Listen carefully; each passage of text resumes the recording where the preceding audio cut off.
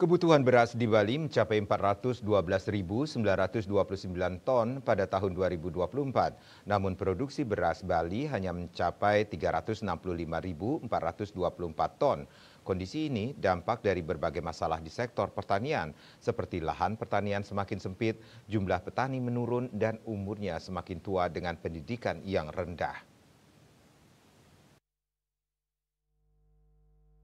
Demikian disampaikan Guru Besar Fakultas Pertanian UNUD Profesor Dr. Insinyur Dewongura Suprapto MSc pada kuliah umum di hadapan mahasiswa Tokyo University Jepang di Gedung Agro Kompleks Kampus UNUD Sudirman.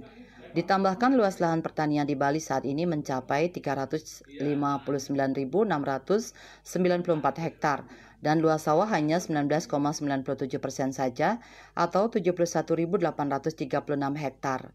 Luas areal panen padi tahun 2024 seluas 107,225 hektar dengan asumsi intensitas produksi padi mencapai 1,49 hektar per tahun. Produktivitas gabah pada tahun yang sama mencapai 6,04 TO per hektar.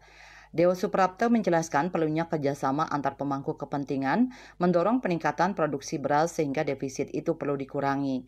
Sebanyak 6 mahasiswa Jepang didampingi 3 profesor melakukan kunjungan ke UNUD dan sejumlah kawasan pertanian di Bali seperti Jatiluwih dan Kintamani antara 10-15 Maret 2025.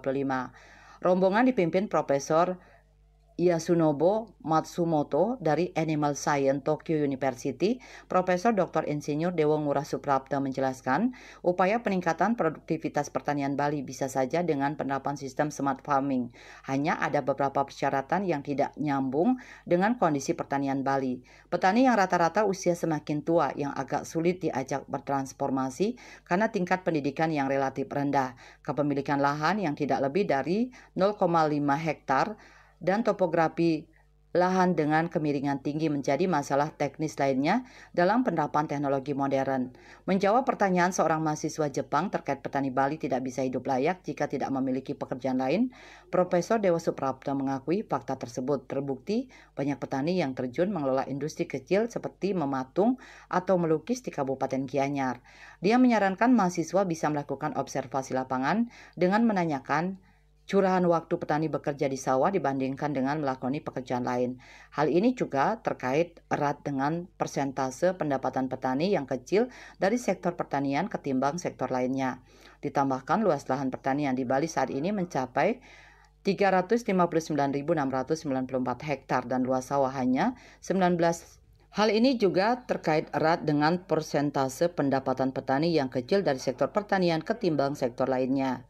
Sementara itu, Guru Besar FKH UNUD Profesor Inyoman Manik Astawa memaparkan berbagai jenis penyakit hewan di Bali yang juga sangat menarik minat mahasiswa Jepang untuk berdiskusi seperti ketersediaan vaksin untuk mengatasi penyakit jembrane pada sapi. Bali Post melaporkan.